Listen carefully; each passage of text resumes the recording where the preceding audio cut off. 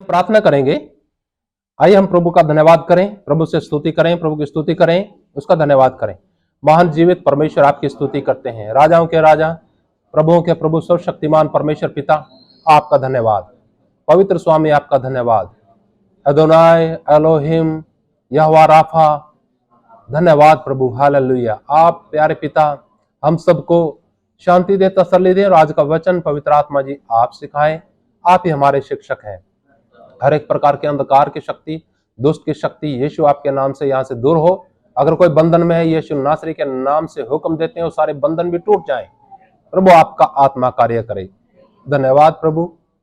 सब कुछ आपके हाथ में सौंपते हुए प्रार्थना प्रभु यीशु के नाम से मांगते हैं, आमीन। हालेलुया। प्रभु की स्तुति हो, परमेश्वर का धन्यवाद। प्रियो, आइए हम प्रभु के वचन में चलेंगे। और एक बात मैं आपसे करना चाहता हूं, विशेष बात। आज जो है अधिकाई से ये दूसरा उपदेश कलीसियाओं में कार्य करता है, जिसके बारे में हम सीखने जा रहे हैं। थोड़ा हम पढ़ेंगे दूसरा कुरिन्थियों और उसका 11 अध्याय। दूसरा कुरिन्थियों और 11 अध्याय हम पढ़ेंगे। यहां पर इस प्रकार लिखा, मैं पढ़ूंगा और उसका दूसरे वचन से।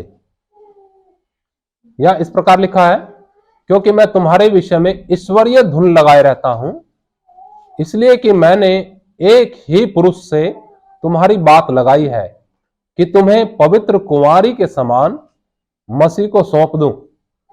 परंतु मैं डरता हूं कि जैसे सांप ने अपनी चतुराई से हवा को बहकाया, वैसे ही तुम्हारे मन उस सिधाई और पवित्रता से जो मसीह के साथ होनी चाहिए कहीं भ्रष्ट न किए जाएं।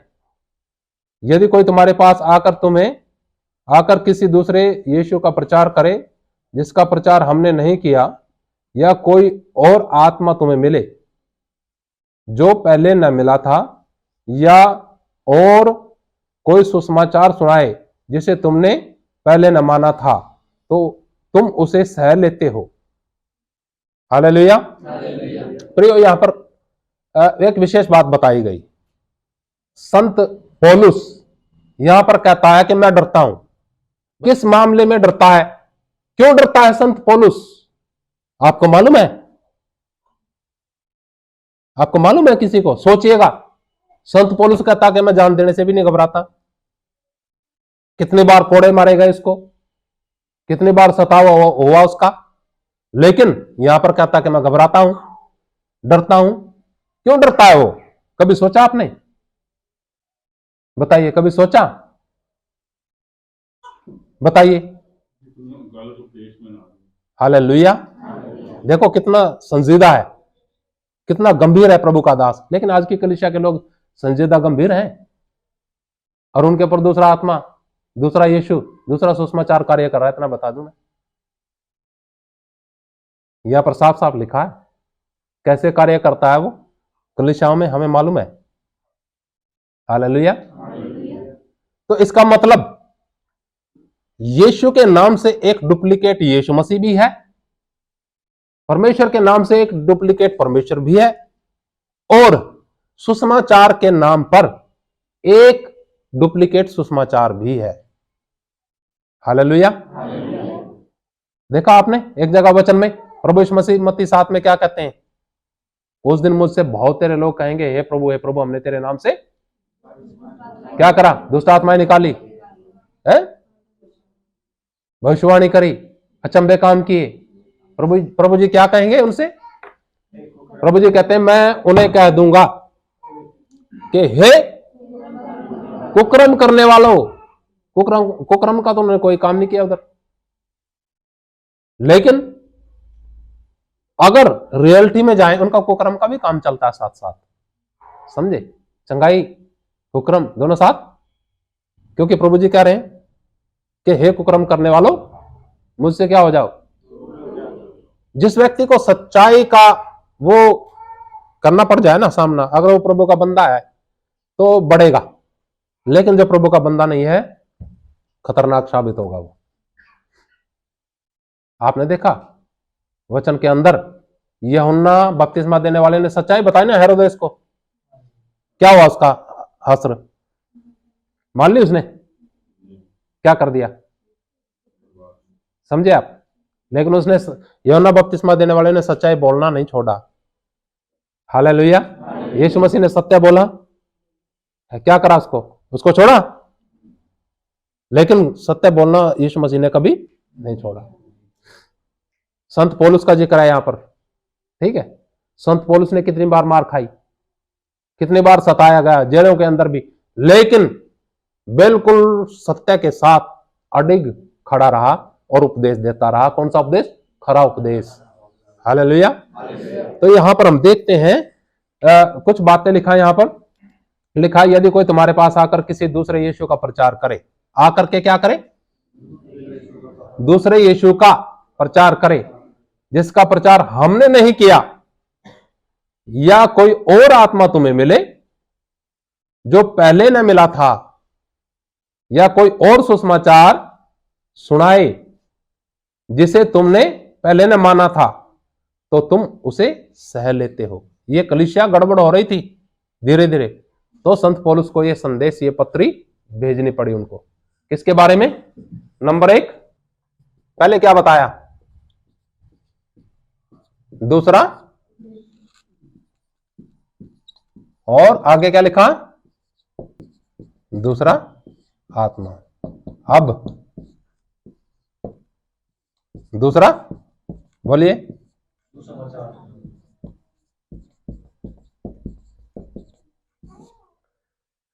अब ये तीनों चीज जब यहां वचन के अंदर लिखी है तो हमें सजग नहीं होना पड़ेगा। मान लो वो यीशु जिसने आपके और मेरे पापों की कीमत चुकाने के लिए अपने लहू की एक एक बूंद बहाई, ठीक है, मारा गया, गाड़ा गया, मुर्दों में से जी उठा तीसरे दिन, और फिर उन लोगों को लेने के लिए आएगा जो उसकी बाट जोते हैं। वो यीशु के पीछे हम ना चलें और किसी यीशु के पीछे चलें, तो आपने क्या पाया, आपने पाया क्या, बताओ, मिला कुछ है? आपका तो खत्म हो गया सारा। एक ही जीवन दिया परमेश्वर ने, वही उधेड़ दिया शैतान ने, क्योंकि लापरवाह हैं। चौकस होंगे तो दूसरा यीशु का क्या मतलब। तो इस चीज से डरता था संत पौलुस कि कहीं कलीसियाओं के अंदर ये चीजें कार्य न करने लग जाए। हालेलुया। बहुत जगह संदेश है, थोड़ा सा और पढ़ के आगे चलेंगे, एक और वचन लेंगे हम। ये इसी का है 11 अध्याय है ना, और इसमें हम पढ़ेंगे 13 वचन से, 11 का 13 वचन से। ऐसा लिखा है यहां पर, क्योंकि ऐसे लोग झूठे प्रेरित, बोले 12 से पढ़ दूं तो, परंतु जो मैं करता हूं वही करता रहूंगा, कि जो लोग दांव ढूंढते हैं उन्हें मैं दांव पाने न दूं, ताकि जिस बात में वे घमंड करते हैं उसमें वे हमारे ही समान ठहरें। क्योंकि ऐसे लोग झूठे प्रेरित और छल से काम करने वाले और मसीह के प्रेरितों का रूप धरने वाले हैं। क्या बताया इधर? अब ये तीनों चीजें भी आपको समझने की आवश्यकता है, हमें सीखने की आवश्यकता है। नंबर 1, झूठे प्रेरित और छल के काम करने वाले, है ना, छल के काम करने वाले हैं, और मसीह के प्रेरितों का रूप धरने वाले, बेहरूपीय कहते हैं, बेहरूपीय, ठीक है। अलग अलग रंग, अलग अलग ढंग पास्टरों के, ठीक है, जहां जैसा देखा वैसे उन्होंने रंग धारण कर लिया, ठीक। तो यहां वचन में लिखा है, क्योंकि ऐसे लोग झूठे प्रेरितों का रूप धरने वाले हैं। यह कुछ अचंभे की बात नहीं, आगे लिखा, यह कुछ अचंभे की बात नहीं, क्योंकि शैतान आप भी ज्योतिर्मय स्वर्गदूत का रूप धारण करता है। शैतान क्या करता है? कैसा स्वर्गदूत? ज्योतिर्मय स्वर्गदूत का रूप धारण करके आपके सामने आ सकता है, और वो कह सकता है ना ना ना ना, वहां कलीसिया में ना जाना। सुनिए ध्यान से इधर, वो क्या कह सकता है? वहां पास्टर सतपाल के पास ना जाना, गलत उपदेश है उसके पास। कौन सा उपदेश है? आप हो गया हृदय, कमाल हो गया, स्वर्गदूत ने आके मुझे बोल दिया, अब क्यों जाऊं? ठीक है, क्या लिखा है यहां वचन में? बैग गए ना, बैग गए, लेकिन नहीं बैग गए। या आत्मा प्रभु ने दिया, थोड़ी समझ भी दी कि हमें देखना चाहिए कौन सा उपदेश सही है, कौन सा गलत है, ठीक है। नहीं ये समझ में आई चीज, तो फिर आप जरूर बहकाए जाओगे, जरूर एक दिन बहक जाओगे।